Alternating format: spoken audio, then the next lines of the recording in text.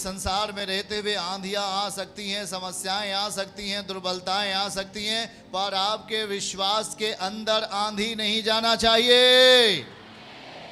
क्यों? क्योंकि वो आपका जो विश्वास है वो आंधियों को भी रोकने में सामर्थी है। बीमारी आती है, चिंता नहीं, बीमारी आपके शरीर में आई, पर बीमारी आपके विश्वास में नहीं आना चाहिए। जिस दिन बीमारी आपके विश्वास के अंदर आएगी वो आपको खत्म कर देगी। इसलिए प्रभु कहता है कि विश्वास के द्वारा धर्मी जन जिंदा रहेंगे। आमीन। आप धर्मी लोग हो, परमेश्वर अपने लहू से आपको खरीद कर धर्मी बना दिया है। अब आपको जिंदा रहने की गारंटी करता है कि मैं तुझे धर्मी बनाऊंगा। पर आप धर्मी कैसे रहोगे? विश्वास के द्वारा, विश्वास की दशा को बनाए रखने के द्वारा, विश्वास की स्थिति को अपने परिवार में, अपने सोच और विचारों में, अपने काम धंधों में बनाए रखने के द्वारा, विश्वास के उस असर को, विश्वास के उस प्रभाव को जो वचन से आता है उसे अपनी लाइफ में बना के रखना, उसे सेव रखना, उसे सुरक्षित रखना, उसे बरकरार रखना आपकी जिंदगी को बलवान करता है। क्या बातों को समझ रहे हैं कि ना? आपके बॉडी के अंदर बीमारी आ सकती है, पर आपके विश्वास के अंदर बीमारी नहीं आना चाहिए। जिस दिन आपके विश्वास के अंदर बीमारी आ गई, आप अपनी जिंदगी में हर खोई हुई, हर प्राप्त चीजें खो देंगे।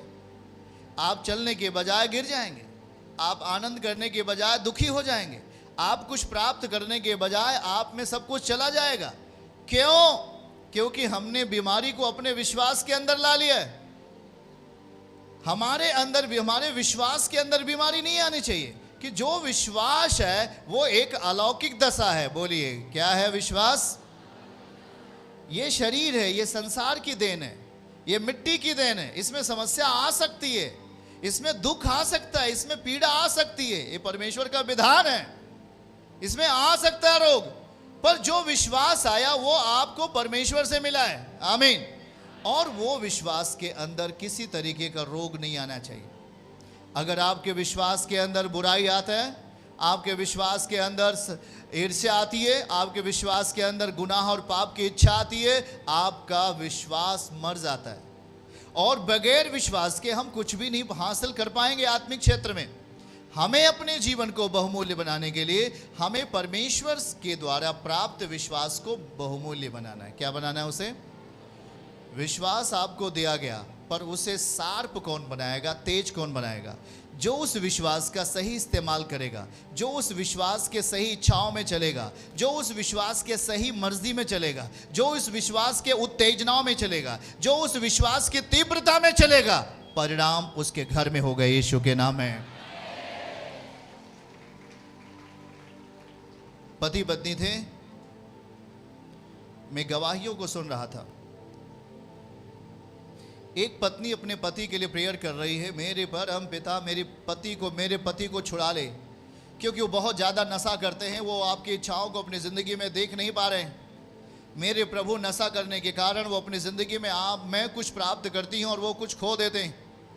याद रखो, वो पति लगातार उसका दारू पी रहा था। एक दिन उसके अंदर ये इच्छा आती है कि मैं अब दारू पीता तो हूँ, पर मैं अब दारू को, अब मदिरा को मैं बनाऊंगा, अब बनाकर मैं बेचूंगा भी और मैं पीऊंगा। इस इच्छा से वो इस काम को शुरू कर देता है। उसकी पत्नी मना करती है, आप इस काम को नहीं करें, क्योंकि आप ये गंदा काम है, आप छोड़ दें, दारू पीना बंद करें। उसने कहा, नहीं, मैं अब दारू पीऊंगा, दारू बेचूंगा, सब कुछ करूंगा। याद रखो, वो व्यक्ति दारू बनाना शुरू किया और वो जल्दी ही एक बड़ा दारू मैन बन गया, मतलब दारू को बेचने वाला व्यक्ति बन गया, एक बड़ा ठेकेदार बन गया। उसकी परिस्थितियां और मिस्टेक होती जा रही थी। उस घर में बहुत सारी समस्याओं का आना शुरू हो गया और बहुत सारी बीमारियों का आना शुरू हो गया। उसकी पत्नी चर्च में आना शुरू की और वो परम पिता से दुआ करना शुरू की, प्रभु मेरे लिए आप दया करिए, मेरे पति के जीवन को बदल दीजिए। वो बहुत ही अब दारू के बड़े व्यापारी बन चुके हैं, उनके जीवन में बहुत सारी गड़बड़ियाँ आ चुकी हैं, प्रभु मेरे पति को बदल दीजिए। प्रभु के दास ने कहा, आप चिंता मत करो, आप लगातार चर्च के लिए प्रार्थना में आओ, परमेश्वर आपके पति को बदल देंगे। ऐसा करके आश्वासन उसकी पत्नी को मिलता रहा और वो पत्नी विश्वास के साथ लगातार चर्च आती रही। एक दिन क्या हुआ, उसकी पत्नी हाथ जोड़ करके घुटने के बल प्रार्थना कर रही थी। उसका पति जल्दी उसके कमरे में आया और एक बड़ा कटार लेकर उसके हाथ को काट दिया और कहा तू प्रार्थना कर दिए। उसके हाथ को काट दिया, उसका हाथ कट गया। उसका हाथ कटने के बाद उसे हॉस्पिटल ले जाया गया। जब हॉस्पिटल में हो गए तो उसका हाथ प्रभु ने जोड़ा, इलाज हुआ और वो किसी तरीके से जुड़ गया। उसी दिन वो पत्नी बोलती है कि आप दारू पीना बंद करो। तब भी बोलती है आप दारू पीना बंद करो, केवल एक दिन के लिए मेरे साथ चर्च में चलो। बोला नहीं जाऊंगा। बोलो चलना, एक दिन के लिए आप चल के देखो, कुछ होना, आपके ज़िंदगी को परमेश्वर आशीष देंगे, आपका नशा छूट जाएगा। मैं नशा नहीं छोड़ूंगा करके उसे डांटता है और उसे फिर से धमकी देता है मारने की और काटने की। पर वो बहुत मनाती है, कहती चल करके एक बार चर्च में खड़े हो जाइए, परमेश्वर के सामने खड़े होकर अपनी बातों को एक बार बोल दीजिए, मेरे प्रभु मैं इस बात को छोड़ना चाहता हूँ, मेरे अंदर ये गंदगी है, क्या आप निकाल सकते हैं क्या इस समस्याओं को। इस तरीके से आप प्रार्थना कर दीजिए। बोला मैं नहीं करूँगा। और फिर बहुत मनाने के बावजूद उसका पति मानता है और जब वो उस प्रेयर मीटिंग में आता है तो पीछे खड़ा होकर के गुस्से में खड़ा हुआ था। उसकी पत्नी बोलती है एक बार तो आप कह दीजिए हे प्रभु मेरे अंदर आप आ जाइए, मेरे जीवन से जो ये नशा है ये आप ख़त्म कर दीजिए प्रभु, मैं चाहता हूँ कि आप मेरे जीवन को छू लें, ऐसा करके बोलो। उसने कहा मैं कतई नहीं बोल सकता यीशु से कि मेरे जीवन में आकर आप छू लो। वो वहाँ पर लगभग घंटों झगड़ा किया मीटिंग में, छू नहीं रहा, वो बोल नहीं रहा था, बोलने के लिए तैयार नहीं हो रहा था कि यीशु आज मुझे इस मीटिंग में छुएं और मेरा जीवन बदल जाए। ऐसा करके वो कदापि कहने वाला व्यक्ति नहीं था, परंतु उस मीटिंग में वो गुस्सा हो गया, लड़ाई कर लिया। पर कुछ आजू बाजू के व्यक्तियों को कहने के बाद और थोड़ा सा एक प्रेशर पड़ा कि हाँ बोलना है, उससे बोलता ठीक है मैं केवल एक शब्द कहूँगा, यीशु मेरे जीवन को बदल दे, उसके बाद मैं नहीं बोलूँगा। उसने कहा हाँ केवल आप इतना ही बोल देना है। प्रेयर चल रही है, प्रार्थना लास्ट की जब प्रेयर हो रही थी वो उसका पति बोलता है हे परम पिता मेरे जीवन को बदल दें। जैसे ही वो ये बात बोलता है कि मेरे जीवन को बदल दें, उसके अंदर दारू पीने वाला एक पौधा, क्या है, दारू पीने वाला एक पेड़ उसके भीतर था। ऐसा लगा कि कोई पेड़ उखाड़ करके उसके हार्ट के अंदर से बाहर कर दिया हो प्रेयर के टाइम, और वो उसी क्षण उसके दारू पीने की इच्छा को परम पिता ने खत्म कर दिया। आप आमीन कह सकते हैं।